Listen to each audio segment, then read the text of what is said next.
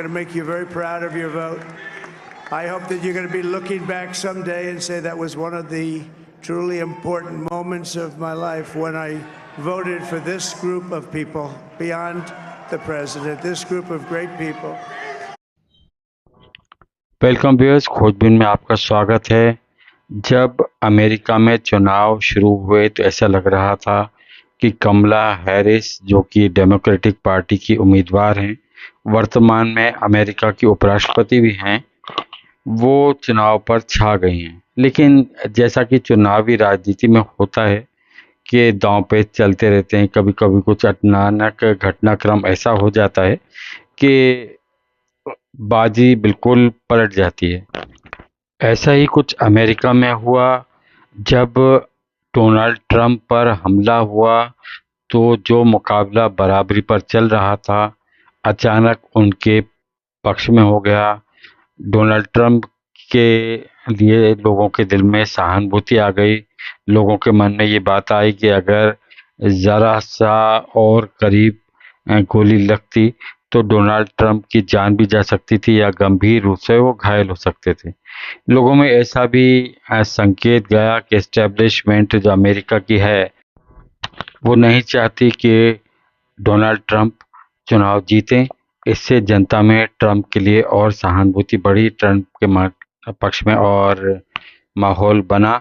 साथ ही दुनिया में, खासकर मिडिल ईस्ट में और कुछ हद तक अमेरिका में ऐसे घटनाक्रम हो रहे थे जिससे कि लोगों को दिमाग पर असर पड़ा, खासकर मुस्लिम मतदाताओं पर असर पड़ा।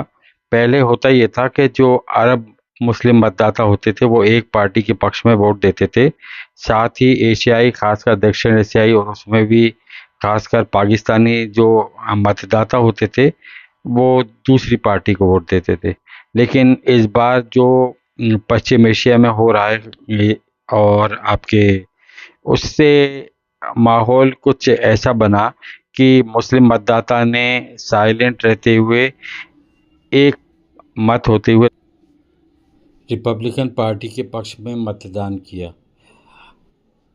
ये और साथ में डोनाल्ड ट्रंप जब चुनाव परिणाम में जीत हासिल करते हुए दिखाई दिया, उसके बाद भारतीय शेयर बाज़ार अचानक चढ़ने लगा। लोगों में हैरत थी कि भारत का शेयर बाज़ार क्यों चढ़ रहा है।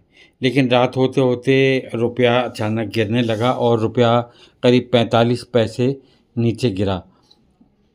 जो डोनाल्ड ट्रंप हैं वो जीतने के बाद जब राष्ट्रपति बनेंगे तो चीन पर और भारत पर से जो निर्यात होता है, भारत से निर्यात होता है चीन से अमेरिका को, उस पर रोक लगाने के लिए वो काफ़ी टैक्स ला देंगे। एक तरह से ये भारत की अर्थव्यवस्था के लिए नुकसान पहुंचाने वाला होगा। लेकिन बड़ी हैरत की बात थी कि शेयर बाज़ार ऊपर जा रहा था, लेकिन रात होते होते रुपया लुढ़कने लगा। राष्ट्रपति ट्रंप ने कहा कि ईरान को वो तरक्की करता हुआ देखना चाहते हैं, शांति चाहते हैं, लेकिन साथ ही वो परमाणु प्रोग्राम के जो ईरान का है उसके खिलाफ भी हैं।